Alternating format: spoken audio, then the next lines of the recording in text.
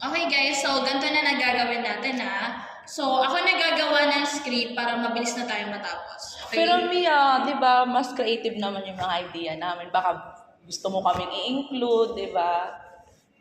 Sa palagay. Hindi, ang point ko kasi dito, hindi naman sa ayaw ko kayong i-include. Ang point ko dito is, kailangan kasi matapos na natin agad. So ako nagagawa para sure na pasado tayo. No.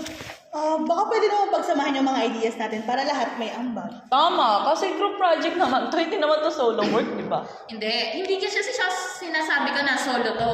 Ang sinasabi ko, gusto ko lang gawin siya na ako na yung gagawa para mabilis tayo makatapos kasi madami nga tayong ginagawa para sure na tama yung gagawin natin. Kasi kung padagdag-dagdag pa, so baka mali din yung madagdag. Tsaka para sure na okay na yung gawa natin. Ano ba yun? Parang di mo naman tinatanggap yung idea namin. Ang hirap naman trumabaho ng ganito.